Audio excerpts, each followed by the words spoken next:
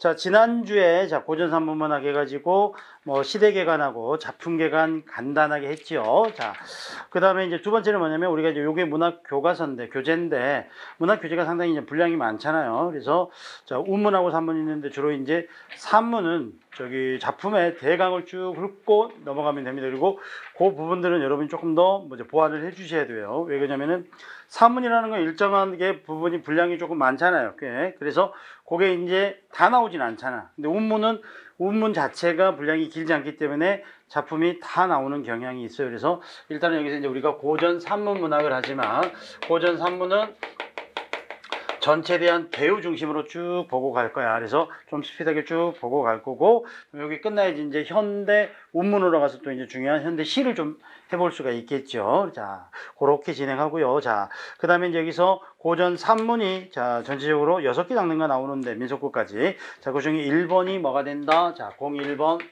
자, 설화문학, 이렇게 돼 있어. 설화문학. 자, 설화문학이 잘 나옵니까? 잘 나오지 않습니다. 오케이. 그래서 고전 산문에서는 딱 두 가지, 소설하고 수필. 고전 소설하고 고전 수필 압도적으로 많이 나오는데, 그래도 이제 장르니까 한번 쭉 특징을 잠깐 봐보면, 자, 설화 장르 이게 나오는데, 기본적으로 우리가 설화 장르 그러면 이야기라는 거지. 이야기 구조로 돼 있는 서사 구조다 이렇게 돼 있는데, 여기는 세 가지가 나옵니다. 신화가 나오고, 자, 전설이 나오고, 자, 민담류가 나오는데, 자, 요 민담은 서로 안에 민담은 우리 시험에 나오지는 않습니다. 그래서 흥미본이 구전되는 이야기, 요거니까 옛날 호랑이가 담배 먹던 시절, 요거니까 자, 흥미성을 중심으로 한 자, 교훈적 이야기가 바로 민담이고요. 요건 출제되지 않고요. 그럼 이제 나오는 게 이제 우리가 신화하고 전설 볼 수 있는데, 신화 그러면 우리가 기본적으로 제일 먼저 떠오르는 게 뭐야? 신화 그러면 신화 그룹인가? 아, 보이고, 걔도 이제 오래돼가지고, 이제 신화 뭐, 그치? 오래됐지. 전설 속에, 묻혔지. 자, 신화 그러면 우리가 단군 신화, 뭐 또는 주몽 신화, 혁거세 신화 해가지고요. 자, 뭘 가지고 있어? 신성성을 가지고 있으면서 우리나라 신화는 대부분 뭐가 돼? 인물 신화보다는 건국 신화 중심이더라 이렇게 보는 거죠. 그 다음에 이제 전설 그러면 자, 전설도 그렇게 많이 나오지는 않는데 전설 그러면 여러분 학교 다니면서 배웠을려나 뭐지 용소와 며느리 바이랄지 뭐 김연가모랄지 연호랑 세호냐랄지 뭐 효녀 지은 전설이랄지 상훈이 보니까 나 학교를 안 다녔나 이 생각을 하나 본데 자 그런 것들이 조금씩 있었어. 그러니까 국어 교과서에도 있고 문학 교과서도 있고 국어도 배우고 문학도 배웠잖아. 보통은 여러분들 고1 때 자 뭐죠 상훈이 외국에서 다닌 거 아니지? 그치? 국내에서 다녔지? 국내에서 다니다 보면 고1 때 국어 상하를 배우고요. 그치? 그 다음에 고2 때 뭐를 배워? 문학 상하를 배우잖아. 문학 교과서를 배우잖아. 그리고 고3 때 사실은 뭐 장문도 배우고 합법도 배우고 문법도 배워야 되는데 그때는 학교에서 그거 안 하고 드립다 EBS 문제만 막 풀잖아. 수능 특강, 수능 엔제 이거 그건 사실 보완제인데. 근데 수능 거기서 낸다니까. 안 볼 수도 없고 이렇게 되는 거지. 뭐 그런 구조로 자 교과서에서 배웠다는 것은 우리가 국어 교과서도 포함 문학 교과서까지. 그래서 이런 전설들이 있어. 그래서 전설은 신성성을 바탕으로 하지는 않지만 뭐 역사성과 저 진실성을 가지면서 그렇죠. 뭐 증거물이 있는 이야기를 우리가 뭐라 그런다? 전설이라고 한답니다. 라고 보시면 돼. 전설이라고 한답니다. 그거에 대한 이야기가 자 674페이지하고 675페이지에 나와 있는 거야. 그래서 자 왼쪽에 보면 신화의 특징, 오른쪽에 보면 전설의 특징, 자 5번은 민담의 특징이 있는데 민담은 안 봐도 좋아. 신화와 전설의 특징 이 두 가지만 알고 계시면 돼. 자 작품은 아주 대표적으로 넘어가 보면 단군 신화, 신화는 자 단군 신화하고 동명왕 신화 있고 그 다음에 뭐죠? 거기 전설은 조신의 꿈 나와 있는데 자 그 중에 1번 자, 단군 신화 간단하게 한번 봐봅시다. 꼭 핵심 단군 신화니까 뭐 대부분 알 건데 우리나라의 건국이니까 한 번만 봐봅시다. 자 출발. 고기에 이렇게 전한다. 옛날에 환인의 서자 환웅이 자 단군신화 보면은 옛날에 환인의 서자 환웅이 이렇게 돼 있지. 자 부자지간이지. 그리고 자 여기서 서자는 여기서는 첩의 아들보다는 둘째 아들 이런 의미로 환인의 둘째 아들 환웅이 항상 천하의 뜻을 품고 인간 세상을 널리 바랐다. 환웅이 어때? 인간 세상을 탐냈어. 여기서 드러나는 게 뭐냐면 환인은 신이잖아. 그치? 환웅도 신이지. 그런데 인간 세상을 담냈다. 자, 여기서 뭐가 드러나? 인본주의 사상이 드러나. 신이 되려 인간 세상을 담은 거야. 그래서 이 단군 신화는 신본주의에서 인본주의로의 전환이 이루어진 거다라고 보시는 거야. 신본주의가 인본주의로 바뀌었다. 그래서 자, 서자 환웅이 항상 천하의 뜻을 품고 인간 세상을 바랐다. 아버지 환희는 아들 환웅의 뜻을 알고 삼위태백에 내려와서 보니 가히 인간 세계를 널리 이롭게 할 만했다. 그래서 아들이 원하기에 환희 내려다 보니 가히 인간 세계를 널리 이롭게 할 만했다. 그게 바로 뭐지? 이롭게 할 만했다가 홍익인간의 이념을 펼칠 만한 곳이었다. 이게 되지. 그래서 널리 인간 세계를 이롭게 하다. 이게 바로 뭐죠? 단군 신화의 자 요체가 되겠지. 건국의 이념이 되겠지. 이에 천부인 세계를 주어 내려가서 세상을 다스리게 했다. 그래서 자 여기서 뭐가 나왔어? 천부인 세계, 천부인. 천부인 뭐냐? 하늘에서 부여받은 도장이란 뜻이야. 그러니까 하늘에서 부여받은 도장이니까 자 신적인 권능을 모두 지니고 있다 이거지. 신적 권능을 지녔다. 그러면서 이제 자 쉽게 말해서 자 뭐죠? 고조선을 자, 건국해 가지고 다스리게 되었지. 그래서 이 부분은 어떤 의미라면은 자 재정일치 사회였음을 보여주기도 해. 오케이. 그래서 당군에 환웅이 내려와서 모든 신적 권능을 다 행사할 수 있었다. 자, 환웅은 그물이 삼천을 내리고 태백산 꼭대기 신단수에 내려와서 그것을 신시라 불렀다. 그래서 자 천부인 세계를 갖고 어때? 신단수 아래 신시에 내려온 거야. 여기서 신단수는 어떤 공간입니까? 자 하늘과 땅의 교통의 공간이야. 교통의 공간, 소통의 공간이야. 자 천지가 소통하는 공간이 바로 어디다? 신단수다. 그걸 다리 바로 신시였다라고 말하지. 그래서 자 천부인 세계를 가지고 신단수로 내려왔습니다. 그래서 이제 드디어 지상에서 삶이 시작돼. 그래서 이분을 우리는 뭐라 그런다? 환웅 천왕이라 한다. 환웅이라 한다. 자 그는 그리하여 풍백과 우사와 운사를 거느리고 자 그래서 내려오면서 자 먼저 천부인과 함께 풍백과 운사와 우사를 거느리고 바람과 구름과 비가 필요해 뭐 하는데? 농사 짓는데. 그래서 이거는 자 고조선이 뭐였다는 거? 농경사회였음을 자 이제 청동기 시대가 지나고 농경사회가 시작되었음을 수렵이 아니라 농경이 시작되었음을 알려주지. 그리하여 곡식과 수명과 질병과 형별 선악 등을 주관하고 인간의 360가지 일을 주관하면서 인간 세계에 자 다스려 교화하였다. 자 여기까지가 뭐야 지금? 환인의 아들 환웅의 강림 설화 이게 되겠지. 강림 이야기.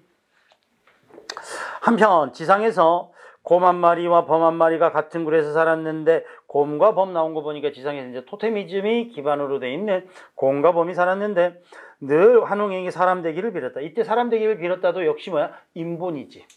그치? 인본이 되기를 빌었다. 자, 때마침 환웅이 신령한 쑥 안심지와 마늘 20개를 주면서 자, 이제 지상이 됐어.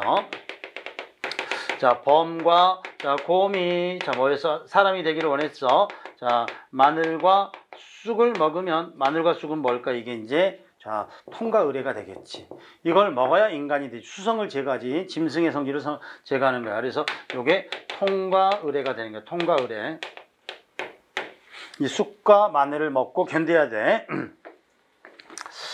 자, 그래서 쑥 한심지와 마늘 20개를 주면서 너희가 이것을 먹고 100일 동안 햇빛을 보지 않는다면 결국 밑에 뭐라고 돼 있어? 통과 의례면서 시련을 견뎌내야만 이겨내야만 사람이 될 것이다.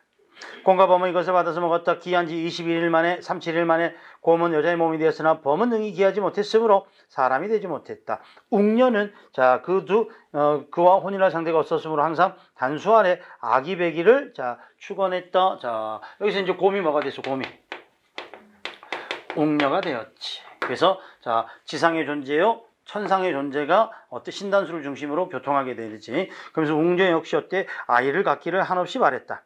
그러자 환웅은 이 임시로 변하여 자 그와 결혼해 주었다. 그래서 이제 드디어 자 요게 나오네. 자 웅녀와 자 뭐죠? 환웅의 결혼 이게 나오지. 자 이걸 통해서 이제 단군이 만들어지는데 이거는 뭐다? 결국 천상과 지상의 결합.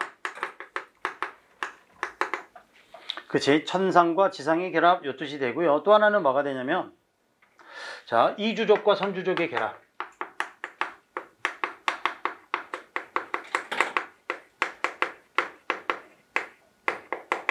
이주족과 선주족의 결합. 오케이? 그러면 여기가 이주족이지. 아, 미안. 이쪽이 이주족이지. 그치? 이쪽이 선주족이지. 선주족은 먼저 거주하고 있던 종족이잖아. 이 땅에 환웅이 와가지고 서로 어때? 교통을 해가지고 새로운 자, 세대를 탄생시켰어. 이거 되지. 그래서 여기서 이제 누가 나와? 그 다음에 이제 우리가 나오지. 그치? 4000년이 지난 다음에 나라는 존재가 만들어졌잖아. 그치? 그러니까 내 할아버지는 단군이고요. 이 단군은 천상의 환인의 아들 환웅과 자, 지상의 웅녀가 결합하여서 우리 할아버지가 만들어졌어요. 이렇게 보시는 거.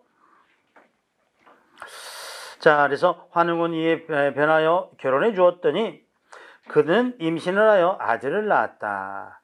이름은 단군 왕검이라고 하더라. 자, 여기까지가 단군 왕검의 탄생 신화야. 그 뒷부분은 사족이니까 선생님 이거는 이제 한 의도는 뭐냐면 여기까지만 나와. 여기까지만. 그 뒷부분은 그냥 자, 덧붙인 이야기. 그 후일담이 여기까지. 그래서 만나게 되는 과정까지. 그래서 우리가 이제 이 신화를 뭐라 그래? 결국은 자, 단군은 뭐다? 자, 천부지모다 이렇게 말하지. 천부지모형 설하다 신화다. 이거는 자, 하늘의 아버지요 지상의 어머니가 결합하여서 만들었다. 그러니까 결국 우리 역시 내 피 속에도 뭐가 있어? 환인의 피가 흐르고 있어. 자, 단군의 후손이야 라는 자, 선민 의식을 드러내고 있는 거. 그래서 민족적 자긍심을 불러일으키는 게 바로 이 뭐다? 단군 신화가 됩니다. 이 단군 신화가 우리 역사에 등장하게 된 것은 뭐 고조선에 등장한 건 아니야. 일제강점기 때 등장하게 된 거야. 일제강점기 때. 일제강점기 때 왜 등장하게 돼? 일본이 우리 민족 정신을 말살하려고 하잖아. 그러다 보니까 우리가 어때? 괜히 자괴감이 들잖아. 우리 민족은 비열한 열등한 민족 같잖아. 그 열등감에서 벗어나기 위해서 우리 민족의 고귀함을 드러내기 위해서 등장한 게 단군 신화야. 단군 신화는 어떻게 보면 만민평등이잖아. 이게 조선시대 때, 고려시대 때, 삼국시대 때 통용이 됐을까? 우리나라는 자 뭐죠? 100년 이전까지만 해도 자 반만 년 동안 뭐였어? 철저한 계급주의 사회였어. 그치? 그 상황에서 우리 모두 자 한 핏줄이야 인정받을 수 있었을까? 그건 아니겠지. 그래서 일제강점기 때 일본의 우리 민족 말살 정책에 대해서 스스로 민족의 자긍심을 드러내기 위해서 의도적으로 만들어진 게 이런 단군 시나리오다라고 보는 거죠.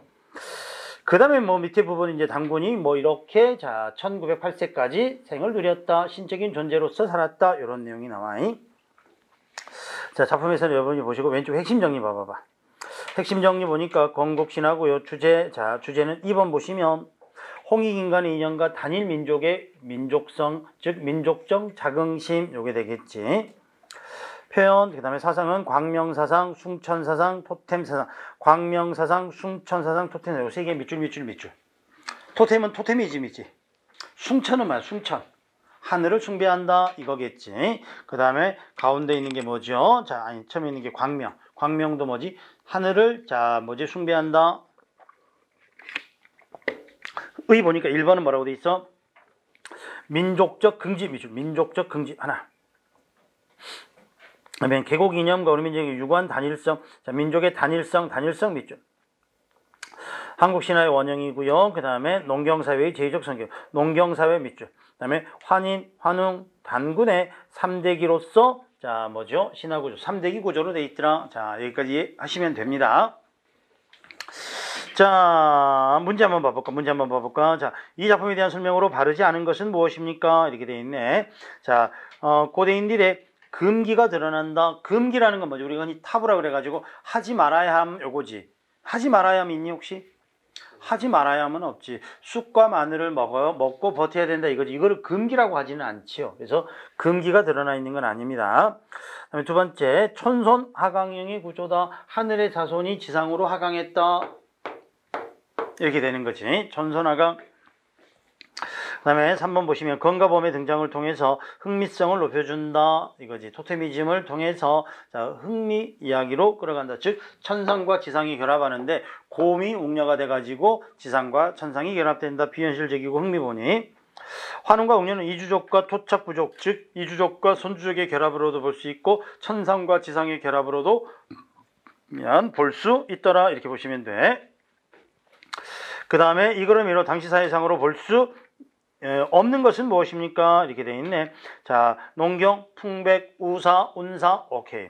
재정, 천부인 세 개를 모두 주었다라는 것은 뭐지? 자, 환웅에게 모든 신적 권능을 부여했다 이런 뜻이니까 재정, 분리가 아니라 재정, 일치사회. 고조선이면 적어도 재정 일치겠지. 그치? 시기적으로.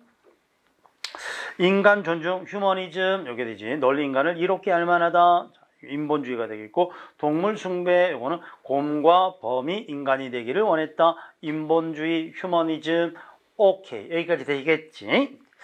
자, 주요 소재 의미, 요거 오른쪽에 별표 하나 쳐놔. 자, 그 다음에 동명왕 신화는 여러분이 한 번만 제발 읽어봐 주시고요. 지금 다 할 수는 없으니까. 오케이.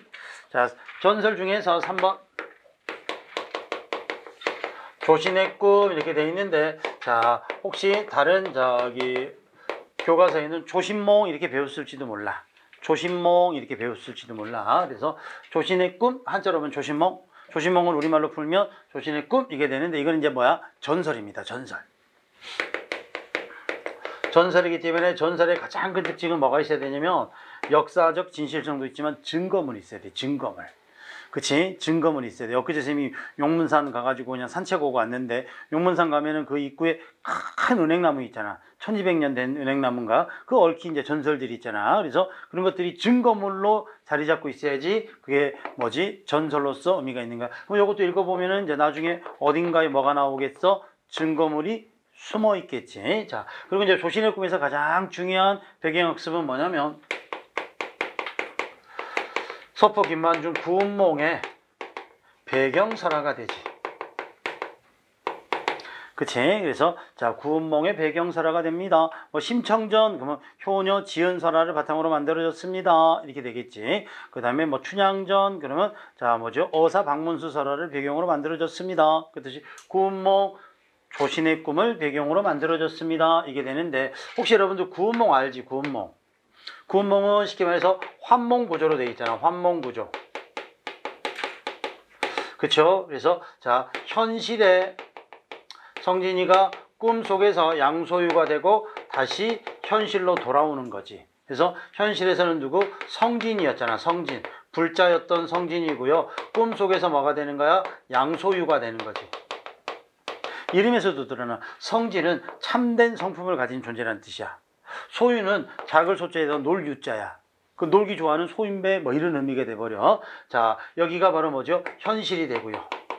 현실인데 천상이지. 자, 이게 꿈이 되는데, 자, 꿈이 되고요. 여기 뭐야? 지상이지, 지상. 다시 현실로 천상으로 돌아오는 거지. 여기는 누구? 불제자의 모습이지. 여기도 불제자의 모습이지. 부처님의 가르침을 가르치는 공사상을 깨우치는 거지. 여기는 뭐가 나와? 유교적 양명사상이 나오지. 그 유교에서 가장 보람 있는 짓은 뭐야? 보람 있는 일은 뭐야? 자, 널리 이름을 날려서, 즉 입신양명하여서 부모님의 이름까지 드날리는 게 가장 큰 뭐죠? 효고 업적이지. 자, 요게 바로 뭐냐면 구운몽이 갖는 환몽구조야. 그러면 자, 뭐죠? 조신의 꿈. 자, 조신몽은 어떻게 되냐면 현실의 조신이 꿈을 꾸게 돼. 여기도 그냥 이렇게 쓰는 게 아니라, 자, 현실의 존재가 꿈을 꾸게 돼. 그리고 다시 현실로 돌아오는 거야. 오케이? 물론 여기서는 이제 이름은 바뀌진 않아. 이름은 바뀌진 않은데, 자, 현실에서 조신이, 자, 뭐야? 세속적 욕망을 가져. 희망하지. 그래서 그거를 뭘로 대신해? 꿈으로 대신하는 거야. 그 불제자였던, 자, 누가? 조신이, 여기서 세속 욕망은 뭐야? 자, 김낭자와 결혼을 하게 돼. 그리고 나서 현실로 돌아와서, 자, 이런 세속 욕망의 부질없음을 깨닫게 되는 거지. 그래서, 자, 이 조신몽이 먼저 나온 거잖아. 이 조신몽의 스토리 구조가 우리가 알고 있는 구운몽의 스토리 구조나 형식 구조랑 같더라 이거지. 그래서 결국 이 작품은 인생에 부경하는, 자, 뭐다? 한낮 봄 꿈과 같다. 그래서 뭐 일장춘몽이다, 뭐 일생무상이다, 인생무상이다, 또는 남가일몽이다 라는 주제로 귀결되게 되더라. 오케이? 자, 그래서 조신몽 잠깐 봐보면, 자, 조신이 어떤 세속 욕망을 갖고 꿈에서 그걸 실현하는가, 그 과정들이 나오게 되는데, 출발 한번 해볼까? 이것도 빨리 한번 읽어볼게. 본사에서 중조신을 보내어 장원관리인으로 삼았다. 그러니까 여기서 뭐냐면 자 조신은 뭐야? 자 중이지. 그러니까 불자지 여기서 불자. 그렇지 스님이잖아 쉽게 말하면. 근데 스님이 세속욕망을 가지면 돼 안 돼? 안 되지. 여기서도 뭐야? 성진이가 불자였지.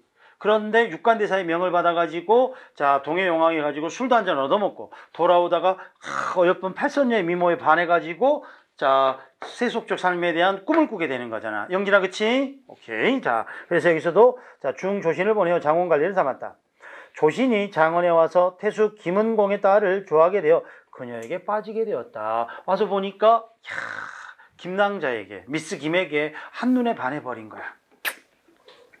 그래 여러 번 낙산사 관음보살 앞에 나가서 그 여자와 관계를 맺기를 몰래 빌었다. 자 그러는 사이 그 여자에게 이미 배필이 정해져 버렸다. 그래서 여기 와서 장원에 와서 관리하다 보니까 드나들은 자 뭐죠? 저기 보살님 중에 김처자가 있는데 김처자 그 미모에 홀딱 반해버렸어. 그래서 마음속으로 관음보살에게 제발 그녀와 인연을 맺게 해주십시오 하고 빌었는데 자 내 소원은 조신의 소원은 이루어지지 않고 결국은 자 이 김처자에게는 배필까지 생기게 됐어. 그 불당 앞에 가서 관음보살이 자기 소원을 이루어지지 않으면 원망하며 남이 접어들고 슬퍼 울다가 그리운 정사에 지쳐서 그만 옷을 입은 채 잠이 들었다. 여기까지가 현실이지. 그치? 그래서 현실에서 바라던 희망은 뭐였어? 김낭자와의 사랑이야. 이거는 불자가 가져서는 안 되는 세속적 욕망의 가치였어. 그리고 나서 이제 꿈속으로 들어오지. 그럼 들어오면 어떨까? 이 세속 욕망이 실현이 되겠지. 자, 욕망의 실현이 되지. 욕망의 실현. 그게 바로 뭐야? 결혼을 하게 되는 거야. 그 아름다운 김낭자와. 자, 그러면서 하는 말이 어떻게 돼 있어? 잠이 들었다. 문득 꿈에 김씨낭자가 기쁜 얼굴로 반가이 웃으며 말했다. 저는 일찍 스님을 보고 자 조신을 말하겠지. 자 스님을 보고 알게 되어 속으로 사랑하여 아직 잠시라도 잊지 못하고 있는데 부모의 명령을 못 이겨 억지로 다른 사람에게 시집갔습니다. 그러나 이제 자 진짜 사랑하는 부부의 인연을 맺고 싶어 이렇게 찾아왔습니다.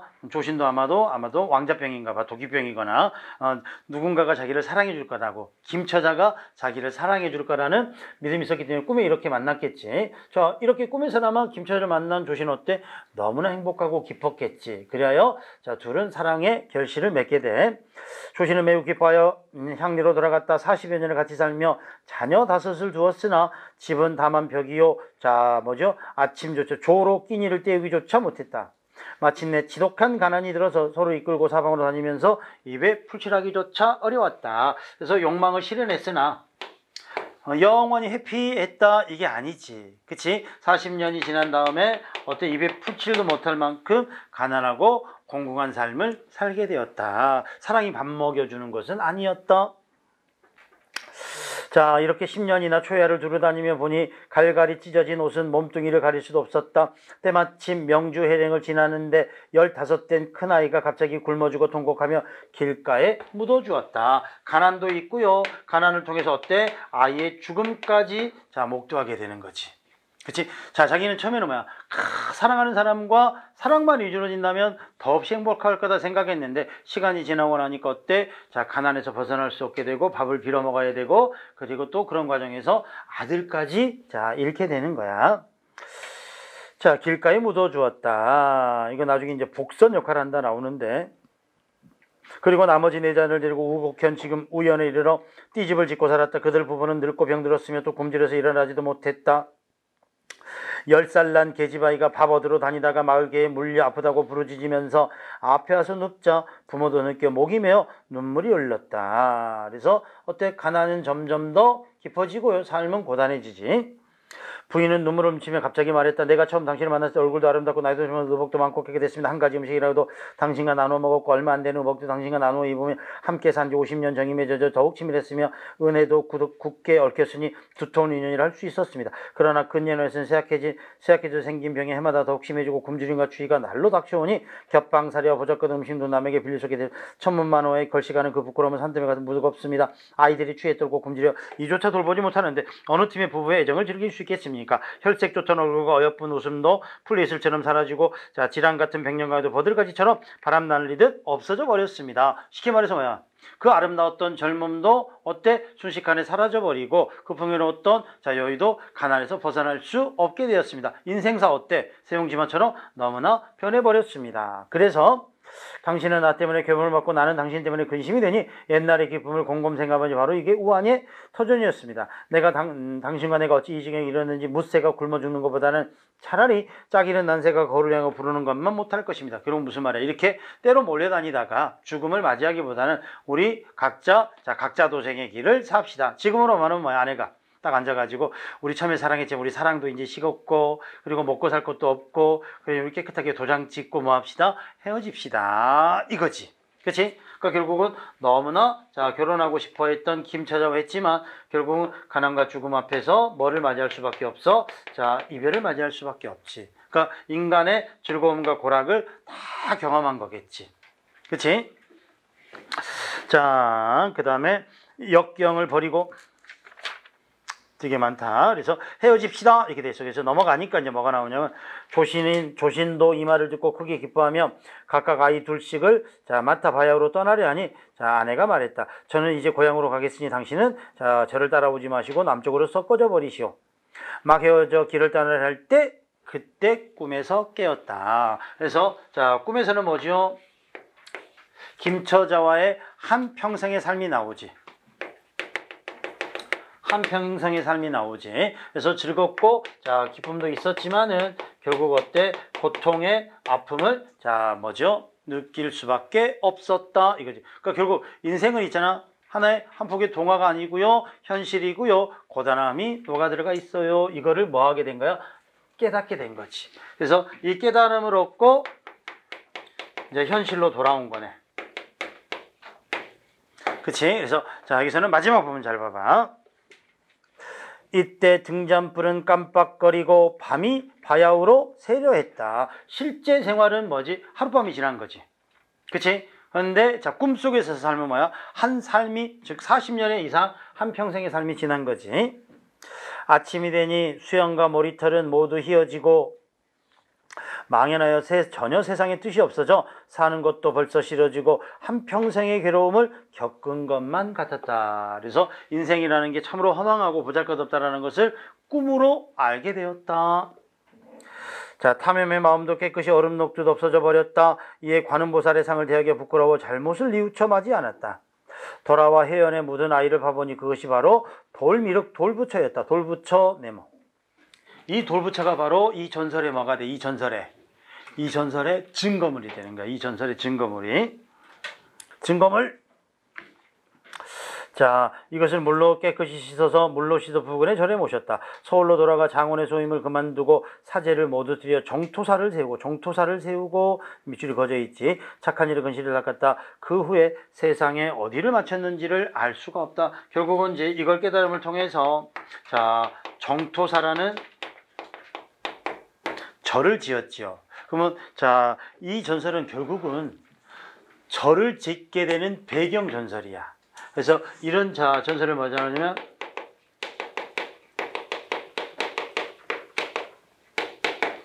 이런 말을 해줘. 사원 연기설화 이렇게 말해요. 사원이라는 건 자 절을 말하지. 사찰 연기설화라고 돼. 사찰 연기 인연이 기원이 되었다 이거지. 그래서 정토사가 만들어지게 된 배경이야. 정토사가 만들어지게 된 배경. 그래서 어찌 보면 크게 보면은 정토사의 배경 전설이라고 보면 돼. 그거에 대한 증거물로 자 증거물로 뭐가 나와? 자 해안 땅에 묻었던 돌부처가 있지. 그러면 자 이 절에 가면 뭐가 있겠어? 이 돌부처가 있겠지. 그치? 그래서 구체적인 증거물이 되는 거야. 이 증거물하고 이 정토사는 결국 자 조신의 자 꿈속에서 깨달음이 실현되어 있는 절입니다. 이게 이제 전설의 배경이 되겠지. 자 앞으로 가보면 핵심 정리 한번 봐보면 자 뭐죠? 설화 전설이고요. 사원 연기설화 밑줄 사원 연기설화 첫 번째. 그 다음에 두 번째가 뭐야? 환몽설화. 환몽은 뭐야? 꿈을 매개로 자 순환한다 이 말이지. 그 다음에 내용, 인생의 세속욕망 한순간의 꿈이요 고통의 근원이니 집착을 버려야 된다. 그래서 아리따운 여인과의 세속욕망을 가져서는 안 된다. 이런 깨달음을 미리 다 알아버리면 세상이 너무 그냥 재미없지 않을까?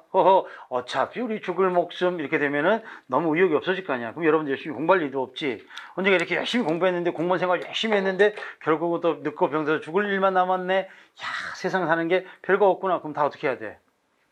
자연인 돼야지, 자연인. 그치? 그 다음에, 구성, 환몽구조 돼 있고, 그 다음에 주제, 세속적 욕망의 덧없음, 그래서 한자미 줄거나, 남가일몽, 한단지몽, 일장춘몽, 요런 말로 뭐 할 수 있다? 대신할 수 있다. 되셨죠? 그 다음에 의 보니까, 환몽소설의 연원이 되는 설화로 후에 김만중의 구운몽 및 이광수의 꿈이라는 소설에 영향을 주었다. 여기까지만 밑줄 그어놓고요. 오케이. 뒤에 문제 하나 봅시다. 이 작품에 대한 설명으로 적절하지 않은 것. 불교적 주제의식이 뚜렷하게 드러나 있다. 여기서 주제의식은 뭐 인생 무상이니까 우리가 흔히 말하는 빌공짜. 인간은 어차피 공술의 공수거다. 공술의 공수거다. 빈손으로 왔다 빈손으로 가는 거다. 세속적 욕망이라는 것은 참으로 부질없고 덧없는 것이다. 주제나 구성면에서 구운몽과 유사하다. 오케이. 액자 형식의 전형적인 환몽구조. 환몽구조 자체는 뭐가 돼? 요게 외화가 되고 요게 내화가 되는 거지. 그치? 그러니까 이것도 역시 어떻게 돼? 현실이 외화가 되고 김처자와의 사랑과 이별 이야기가 내화가 되지. 이런 구조는 액자식 구조다. 오케이. 그 다음에 세속적 욕망을 추구하는 승려의 모습을 통해 문란한 사회상을 비판한다. 스님들이 여자하고 결혼하고 술 마시고 이러면 참으로 문란해진 사회구나. 이걸 비판하려고 하는 것은 아니더라. 인간의 세속 욕망이라는 게 참으로 부질없고 덧없다라는 것을 알려주는 거지. 4번은 안 돼. 여기서 꿈이 담당하는 기능으로 가장 적절한 것은 무엇입니까? 이거 되지. 깨달음을 얻게 되는 계기가 되지. 깨달음의 계기. 정답은 몇 번? 3번. 이게 되겠지. 3번. 되셨죠? 깨달음의 계기. 3번 맞지? 오케이. 여기까지 봤습니다. 그 다음에 고전 3번 중에 2번이 뭐가 나왔냐면 02번이 가전체 요게 나왔네. 가전. 이때 가짜가 무슨 가짜야? 이때 가짜가 거짓 가짜지.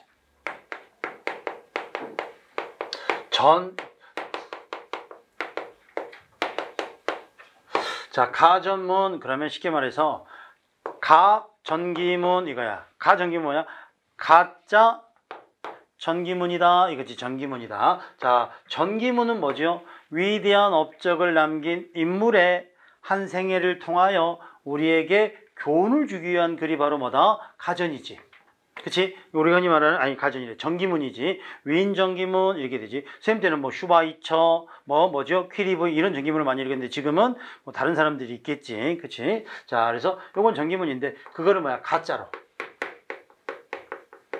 그래서, 가전은 가짜 전기문이다. 그럼 가짜 전기문이라는 건 뭐냐면, 사람이 아닌 사물을,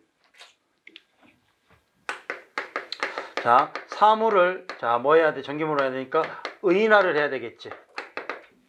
그치? 사물을 사람처럼 의인화해가지고, 전기문의 형식이니까, 출생에서부터 사망까지의, 내력을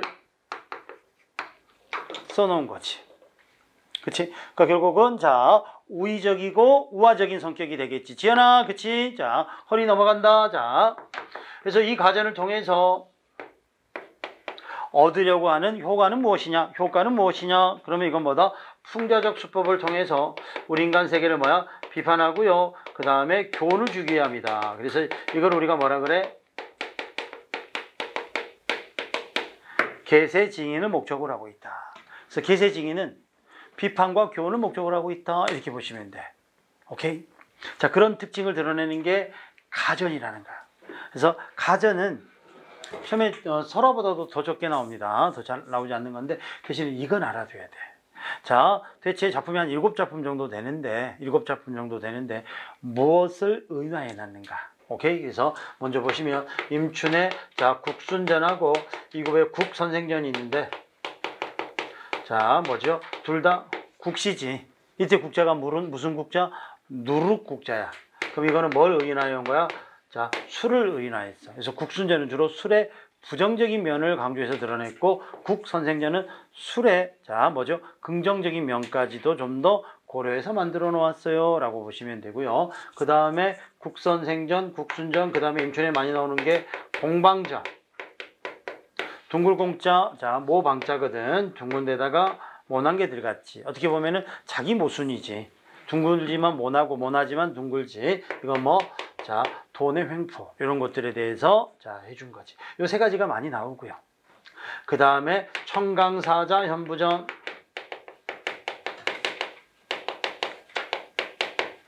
이거는 뭐 거북이. 그 다음에 저생전 종이. 정시사전 자 지팡이. 죽부인전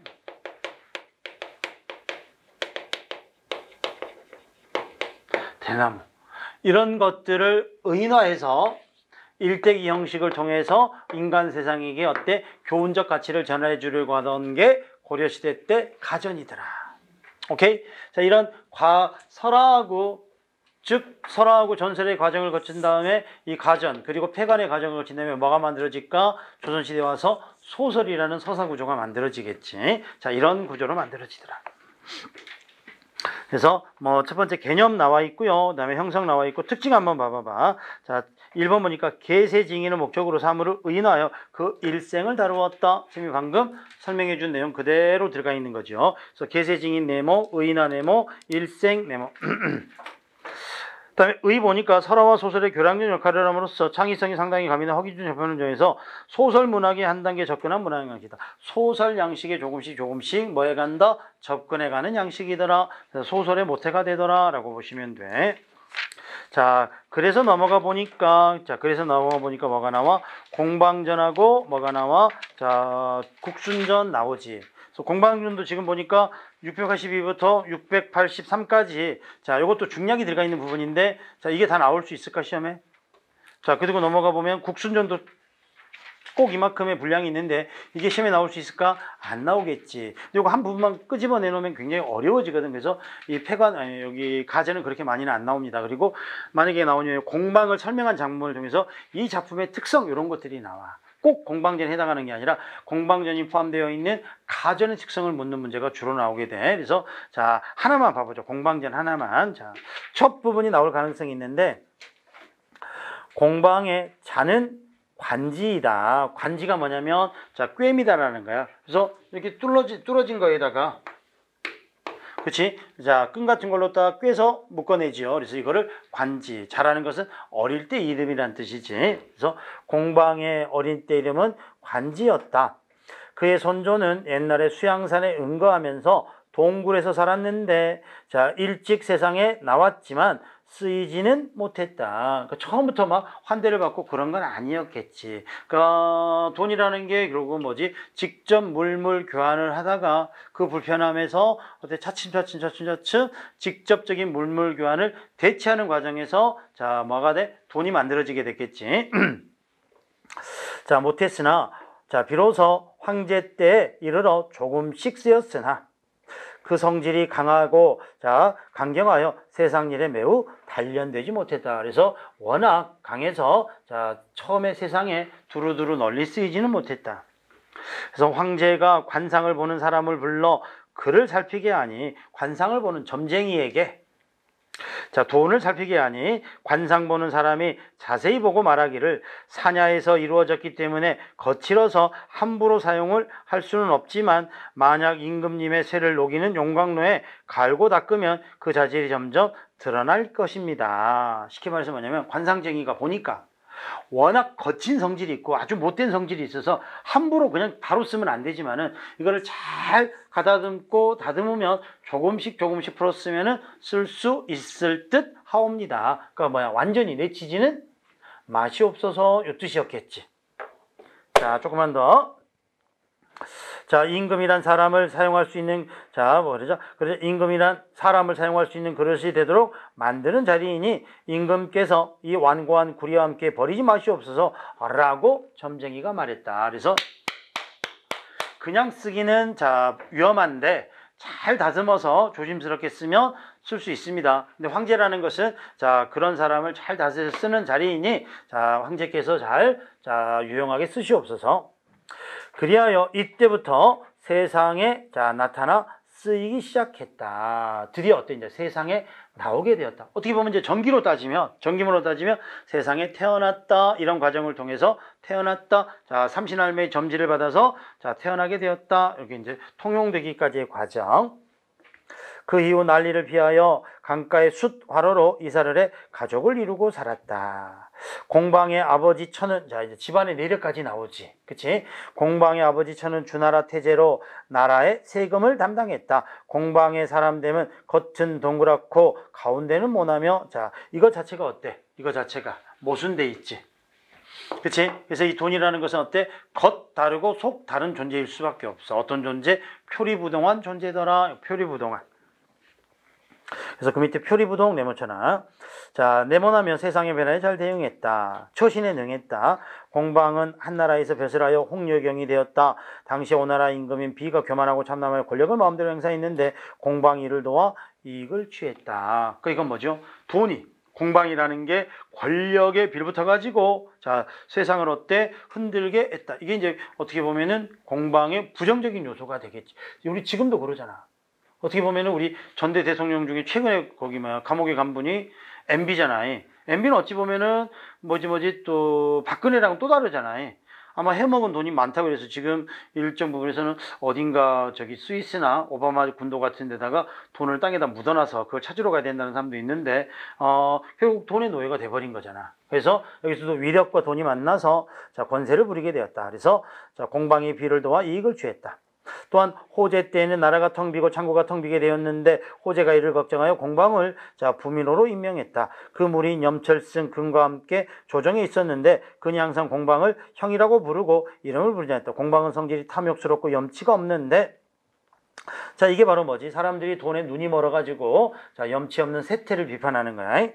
이미 국가의 재산을 총괄하며 자모의 경중을 저울질 않은 것을 좋아했다. 공방은 국가를 이롭게 하는 것에는 도자기와 철을 주저하는 것만 있는 것이 아니라면서 백성들과 함께 조그만 이익을 다투고 물가를 오르고 내리고 곡을 천대하고 곡은 뭐야? 곡식을 천대하고 이거지. 곡식을 천대하고 화폐를 귀중하게 여겼다. 그래 백성들이 근본을 버리고 끝을 쫓도록 했다. 백성들도 어때? 그러다 보니까 농사를 버리고 곡을 버리고 오로지 돈만 쫓으려 했다. 그래서 지금 여기서도 드러난 게 지금으로 말하면 자본주의 돈의 노예가 되어갔다.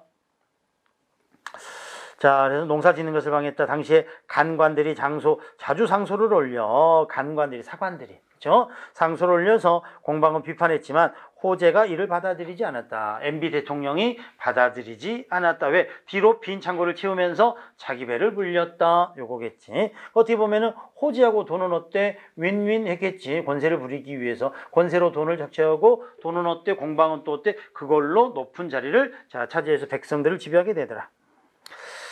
자, 그 집을 드나들면서 권세를 부리고 관직을 받아서 관직을 올리고 자, 관직을 받아 관직을 올리고 내리는 것이 그의 손바닥에 있었다. 공경들이 절개를 꺾고 공방을 섬기니 공경들이라는 건 뭐야? 대공 즉 높은 선비들마저도 자, 절개를 꺾고 돈을 섬기게 되니 돈을 따르게 되니 곡식을 쌓고 뇌물을 거두어 문공과 서류가 산같이 쌓여 가히 셀 수가 없었다. 결국 뭐야? 자, 시대에 접어들면서 돈의 노예가 되어서 돈으로 매관매직이 자, 횡행하게 되었다. 이런 세태를 보여주더라. 이렇게 보시면 되고요. 자, 공방은 사람을 대하고 물건을 대할 때에도 현인과 불쾌한 것을 가리지 않고 비록 시장 사람이라도 재산이 많으면 그와 사귀었다. 그러니까 자, 당신은 어때? 자, 그 사람의 인품을 보고 친구를 사귀어야 되는데 공방은 뭐야? 돈 많으면 친구, 돈 많으면 형님. 자, 우리도 뭐 맨날 그러잖아. TV에서 보면 아이 무슨 돈 많으면 형님이지. 막 이런 농담도 하게 되잖아. 자, 이렇게 돈이 자, 사람을 판단하는 기준이 되어버렸다. 소위 시장 바닥의 사귐이란 이런 것을 말한다. 즉 돈의 경중에 따라서 사귐. 공방은 때로는 동네의 나쁜 소년들을 따라다니면서 바둑을 두고 격오를 일삼았다. 그러나 승낙을 잘하기 때문에 사람들이 이를 두고 공방의 말 한마디는 백근과도 같다. 그만큼 어때? 공방의 위세가 대단했다. 원제가 즉위하자 공구가 그를 공방이 오랫동안 바쁜 업무에 매달려 농사의 중요한 근본을 힘쓰지 않고 다만 전매의에게만 힘썼습니다. 자, 공은 어떻게 보면 어때? 자, 공방의 부조리함을 적시해주고 있지. 잘못된 점을. 그래 나라를 좀먹고 백성들에게 해를 입혀 공사가 모두 피곤하게 되었으며 뇌물이 난무하고 공적인 일도 성탁이 있어야만 처리됩니다. 이게 바로 뭐야? 돈의 병폐지, 화폐의 병폐지. 자, 이거를 공구가 말했지. 자, 지것도 탄다 그러면 도둑이 온다. 한 주에게 명확한 주듯이 바라건대 공방의 관직을 파면해 탐욕과 비료함을 징계하십시오 라고 했다. 그러니까 우리가 어때? 돈의 노예가 되어서는 안 되고, 자, 돈에 어때? 종속되어서는 아니 되옵니다. 그때 마침 권력을 잡은 사람은 공량항으로 관료가 된 사람으로서 변방에 대한 대비책을 세우는데 군비가 부족했기 때문에 공방이 이를 미워하여 공후의 편을 들었다. 그러자 원제가 공후의 요청을 받아내서 공방은 결국 관직에서 쫓겨나게 되었다. 그래서 위세를 부리던 공방이 공후의 소에 못 이겨서 결국 관직에서 멀어지게 되었다. 공방의 문화의 사람들이 말하기를 나는 전에 임금을 만나 임금이 나를 잘 다스려 교화하여 장차 국영에 넉넉해지고 재산이 풍성해지도록 했다. 이 조그만 죄를 내쫓김을 당했다. 자, 이건 뭐지? 지금 공방이 지금 자기의 과거를 서술하고 있지. 그러나 둥용되고 쫓겨난 것은 나에게도 이익도 손해도 없다. 다행스럽게 남은 목숨이 끊어지지 않고 시로라기처럼 살아있으니 앞으로 입이 묶여 말을 하지 못해도 세상에 몸을 붙이고 살아갈 것이다. 부평처처럼 이리저리 돌면서 강해우 별장으로 되돌아가 약약계에서 낚시를 들이고 고기를 잡고 술을 사서 민상해고와 함께 술배를 타고 다니며 남은 생일을 마칠 것이다. 비록 천종록과 오종의 음식이 있다 해도 내가 어찌 그것 때문에 이러한 삶과 바꾸겠는가. 그렇지만 시간이 지나면 나의 계책은 반드시 다시 일어날 것이다. 지금은 어때? 이제 공방이 말하기를 예전에는 황제 옆에서 권력을 누리다가 공후의 소에 의해서 지금은 어때? 비로한 신사가 되었지만 시간을 잘 버티고 나면 다시 내가 세상에 나가서 나의 힘을 발휘할 날이 있을 것이야. 그래서 여기서는 뭐지? 지금 공방이 세상에 나가서 권력을 누렸던 시기하고 어때? 강호에 물려났을 때 이야기를 통해서 화폐의 돈의 긍정적인 면과 부정적인 면, 그 중에서도 부정적인 면에다가 좀 더 초점을 맞추고 있네요. 자, 왼쪽으로 오면 핵심 정리 한번 봐볼까요? 자, 가전이고, 성격에 대한 다 미줄거나 풍자적이고요, 교훈적이고요, 전기적이고요, 우의적이더라. 우의라는 것은 간접적 비판이라는 뜻이지. 공방의 각의 약점, 간략하게 전해주고 있다. 주제, 경세에 대한 비판, 재물욕에 대한 비판, 결국 돈이 갖고 있는 부정적인 면. 오케이, 탐욕에 대한 경계. 자, 특징 가전체, 정기적 구성을 가진 가전체 소설은 아닌데 소설의 이제 바탕이 되고요. 의인화 기법, 돈에 대한 작가의 비판적 태도, 돈에 대한 작가의 비판적 태도가 드러나죠. 사람들이 어때? 다 돈의 노예가 돼버리고요. 욕심을 내게 되어버립니다. 자, 이 글에 대한 감상 태도로 가장 적절한 것은 무엇입니까? 엽전의 제조 과정, 돈의 역할, 돈이 어떻게 사람을 타락시키는가, 돈의 유통 과정의 상업 발달. 자, 1번, 2번, 4번은 설명문처럼 돼 있는 거잖아. 그건 아니라 돈이 인간에게 어떤 영향을 미치는가, 이거를 풍자하고 비판하기 위해서이겠지. 자, 설명으로 부활한 것은 뭐죠? 돈은 필요에 생겨난 것이지만 돈의 탐욕으로 인간이 타락하게 된다. 이 작품은 돈의 이러한 이중적 의미를 우의적으로 드러낸다. 이중적 의미라는 게 바로 뭐가 드러나? 생김새지. 공, 방, 요걸 말하지. 둥글지만 그 안에 모나게 돼 있어요. 그래서 겉은 둥글지만 속은 뭐가 나 있다. 이게 바로 모순되고 표리부동한 장치다. 이게 되겠지. 자, 국순전은 안 했지만 했다고 보고 여기까지 마칠게요. 오케이. 그래서 뒤에도 이제 작품은 꽤 많이 있긴 하지만 좀 더 빠른 시간 내에 고전 산문하고 현대시까지 보도록 할게요. 자, 오늘은 요놈까지 문학은.